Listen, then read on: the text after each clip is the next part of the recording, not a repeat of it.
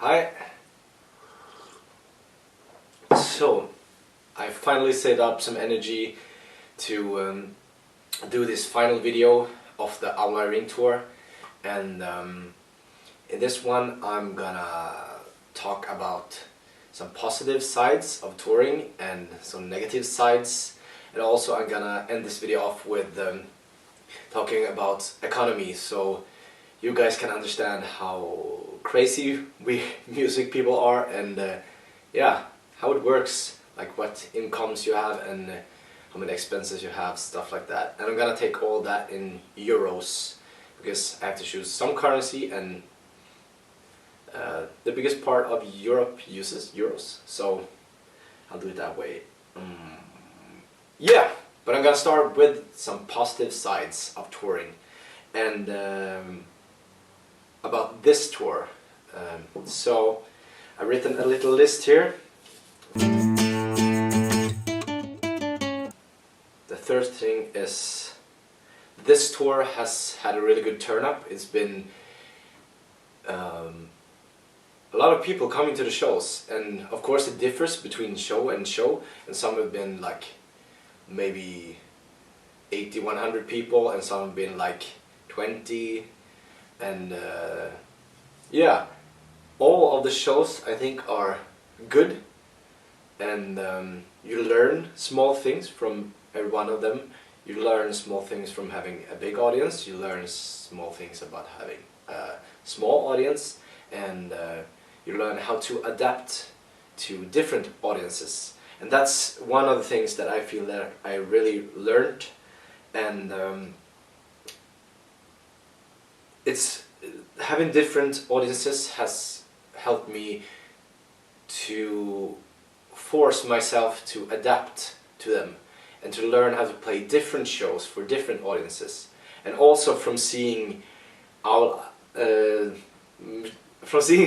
She Owl play shows and seeing Adora I play shows, I can really see the small tricks that they use and what they do to connect with the audience, and the different way they play when they have different kind of audiences.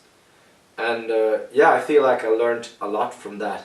And another really good thing with Xiao and Adorai is of course that I've had such good tour mates. I'm so happy that I got to tour with these guys. I've said it 100 times, but I'm just gonna say it over again. I really love these guys, and it's been such an incredible tour. And traveling with Jimmy has been really cool and lots of fun. Just very, very silly times and energy highs and energy lows, and yeah, it's been a great time with him. And then with Xiao, it took me a little bit longer to get to know them, but I think they're really inspiring people with the way they live, their lifestyle, and what they do together on stage is really cool. They have a cool interaction and really helping each other out to give energy during the show. It's so cool, and yeah, lots of good talks with all these guys. And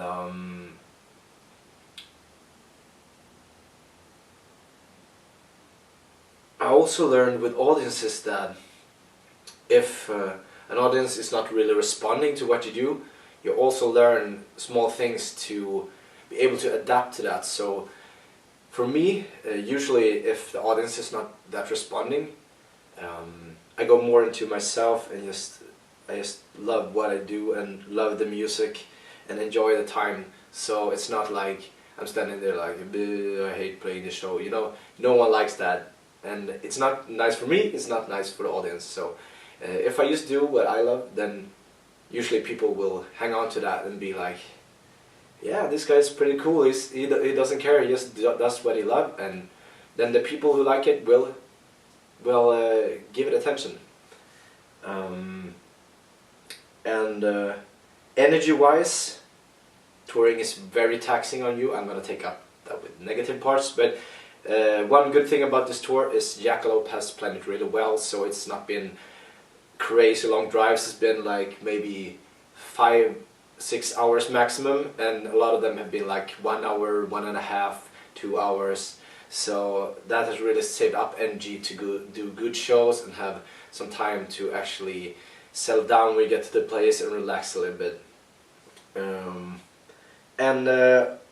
Also, of course, touring is nice because you get to eat a lot of different foods at different places.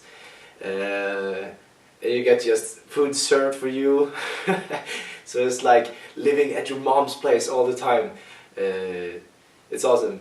And I can tell you, me and Jimmy has been eating quite a lot of pizza, as you may be seen in the videos. The best pizza is in Denmark, in Svendborg. That's the best vegetarian pizza we tried out on the tour. And then Jimmy had some second place and third place, I don't really remember. But we made a little pizza list. And also in Gießen, we got this really good like aubergine tomato thing that you put on sandwiches. I have to learn how to do that. But yeah, thanks a lot. It was the guys at Café, Amélie, who made it. So I love that stuff. You made awesome breakfast. You're totally like the winner of tour breakfast. And of course, on tour you meet all these lovely and very interesting people. You see their different lifestyles, what they do, or like of all these places, of course, entrepreneurs that like do their own thing. It's really cool. A lot of caring people. Like we have been sleeping at very different places. Sometimes we sleep at home, at the guys that arranged the show, or we're sleeping at the sound engineer's place, and sometimes we slept at a hotel or like a hostel, or they have some kind of sleeping place that they usually help bands with, like the venue has their own sleeping place. But it's so nice to when people welcome you into their home, and a lot of people are so caring and so loving, and they just want to make sure that you feel good and that you have a good time and you do a good show. And when people give you that love and that care, you will do a much better show. You will be more relaxed and you will be feeling more safe at home, and that's a really important thing for promoters. I think good promoters really know that, so they take really good care of the artist, and then they know the artist will be doing the best show that they possibly can do. Yeah, and that's positive sides. Then I'm gonna take up some negative stuff. And I think the negative stuff has a lot to do with that you have to offer things that people might not like to give up, or offer things, you said it in English? I don't know. Okay, you have to basically give up stuff that you may not want to give up, or sometimes it can be really tough on tour. The first thing with touring is that you play a lot and lots of shows, and you travel so much, and there's so many impressions and stuff like this, so it's really taxing on you, so it makes you very tired. You can see in the videos as well, from the beginning we had this crazy energy, and then in the end everyone's like you know. And you really have to learn how to find your energy for the last shows of the tour. You really have to search for these small places, or what's good for you to do, which goes into the next negative point I have, which is that it's hard to keep routines, because you have to adapt to the other people that you're touring with. So, you know, maybe they want to leave for the next place and you want to stay, and maybe, like for me, I do usually my regular routine is doing meditation in the morning, and maybe that doesn't work all the time. You have to go to next venue, or you have to be in a hurry, or you know. But I've tried to fit it in as good as possible, and also routines, like if you eat in a certain way, or if you like to work out and stuff like that, that's stuff that you have to give up your control of a little bit. So you can't really be a control freak if you go on tour, because some days you can do these things, some days you have to give them up, and you have to be accepting that it's like, I'll do my best. I can't be a crazy control freak, you know. And I've been more of a control freak, but I've learned along the years that it's actually more nice to be more accepting of what you actually are able to achieve, like. So yeah, routines are one thing. It's good to try to keep them up as much as possible, because some of these things will give you energy that you will need for the shows, and also be accepting that like this can't be everyday life. It is tour, and yeah, with the tired thing, like now when I'm recording this video, it's 10 days ago that I came home from tour, and I'm still pretty tired. Actually, you know, as in the video, I got home and I rehearsed with Siberian. I got 1 day to just do nothing, and then we went to Stockholm and did a show, and that was really, I was so tired already. So probably that was a bad idea, but now it's 10 days and I'm feeling like I'm starting to recover now, getting back to normal, like not being tired all the time, and my brain is starting to work. So yeah, it makes you tired. So you gotta learn the small ways to get back to get your energy back, basically. And also, of course, when you tour, you're away from friends and family. I realized I didn't realize how much I missed my like my friends, for example. When I met them, I was such in a high. I was like, oh, I missed you guys so much. But when I was on tour, we were having so much fun. I didn't think about it, actually. Sometimes I thought about it, like it would be nice to get home, just be with my friends, being with my parents. Yeah, I think you realize these things when you get home. So actually that is more of a positive thing in a way. If you're not away for too long, then you might feel very bad for not meeting them. But if you're away for a while, when you meet them, you realize how much they mean to you. And yeah, for me it was like a happiness overdose. I was like, oh, I missed you guys so much. Yeah. So that's actually a little positive side if you see just away for a month like I was. But one thing that can be hard, I guess, is if you have a relationship, it can, like a romantic relationship, then it can be really hard with touring, because of course it's hard for someone if you're away for a month, then they'd be like, oh, what am I gonna do? Or that depends on how that other person is, of course. Like if they're very self-dependent, maybe they feel that it's good that you're away, you get to miss each other for a while, and the other person get to maybe get into what they're about. And I think it was really cool because Owl, they are a couple, so they can tour all the time because they're together still, and they're very much into living the same lifestyle. And I think that's important, and it's a very beautiful thing in a relationship. I think they've been together for 15 years, they said. It's so cool that you can really still see that they're in love and they do this thing together. It's so cool. And Jimmy as well, his wife is doing music, so when she's been on tour, he's been playing some drums with them, and now for the last show, as you saw in the video, she was playing some saw and some piano with him, and it's really cool with this kind of love musical collaborations. I really like it. It's beautiful. And you have to keep down costs as a musician. At least for me from the beginning, I'm very strict on budget. You know, I'm keeping my budget. Like I know all my costs, all the rent and electricity and internet, all these kind of bills, to be able to be sure that I can pay my bills, and I can, for me, keeping economy low and not buying too much stuff, not having too much stuff, and not having so much stuff to pay, having a small apartment, a low rent, for me it's a freedom to be able to do what I love. Maybe I don't have to work as much.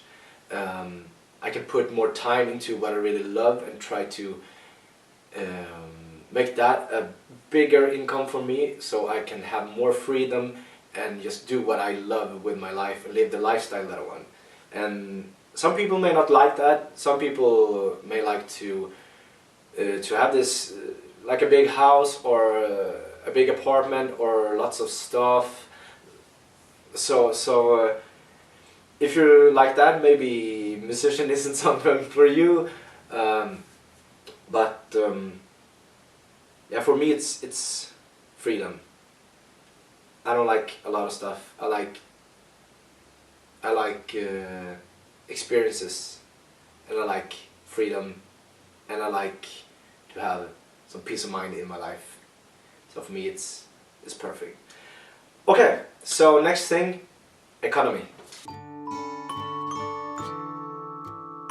The first thing is what we have paid. So gas for us was 528 euros for the whole tour. Parking was 22 euros. And bridge, like from Sweden to Denmark, was 10 euros. So that's all the expenses that we have.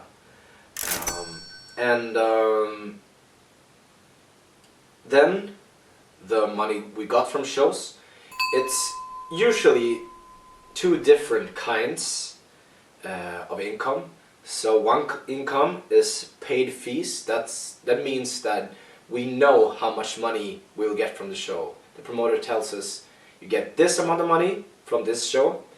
And the other thing is donations. So some shows we do for donations, which is that the audience will pay us what they think we are worth. And this thing is really good in Germany. All the donation shows has been really good for us.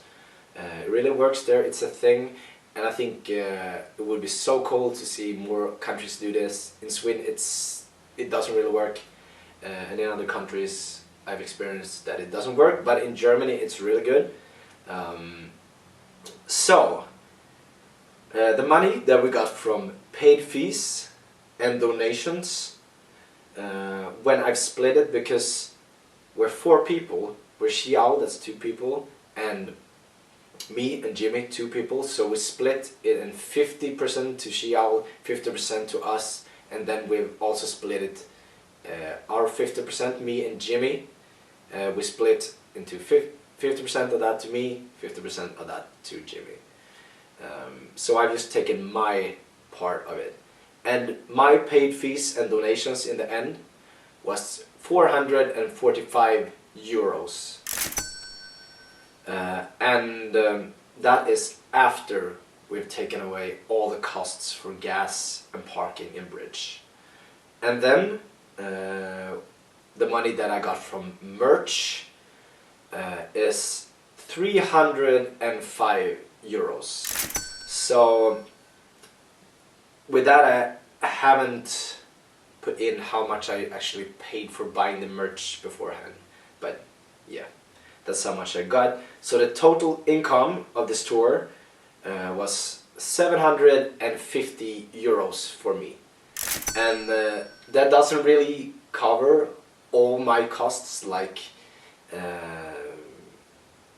if I take all my costs for rent and food and electricity and internet and phone and that kind of stuff for a month, it almost covers it, but not really. But I'm so happy still, because this has been a really good response of a tour. I think if you just go plus minus 0, like if you just even out the costs, then it's great. And So I'm really happy about this result. And also, of course, I want to thank Patrick from Dots and Sons, because he have borrowed his car to us, and that also helps a lot. You know, it's pretty expensive to rent a car for a month.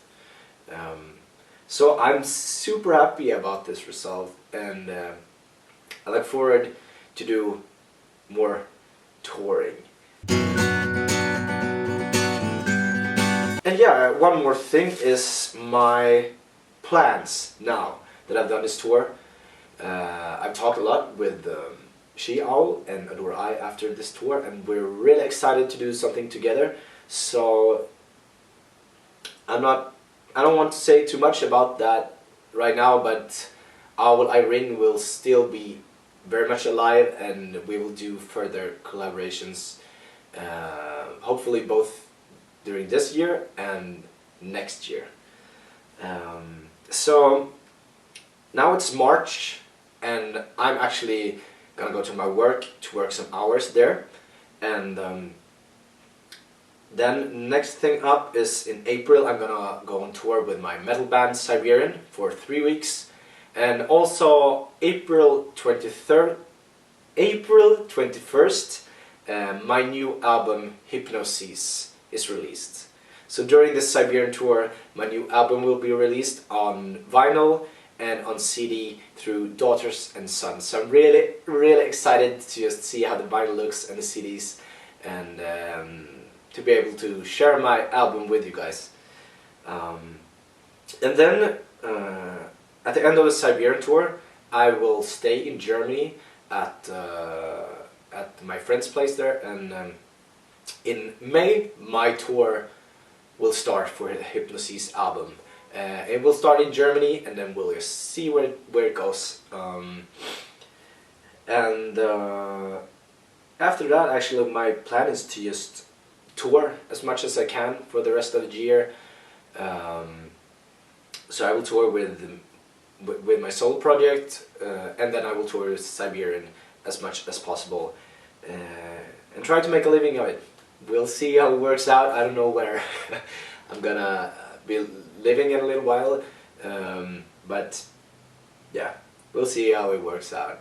At least if I can do what I love, then I'm happy, then I'm satisfied. And now in March as well, yeah, I'm gonna do one show. It's gonna be a private show in my apartment, and I might show you guys that show. We'll see, I don't know yet, but we'll see. And yeah, I'm gonna work on improving my performance, putting some new cool elements to it. You will see it in the year if you come out to shows, and I hope to see you there. It will be awesome. So yeah, that's all about the Owl Irene tour.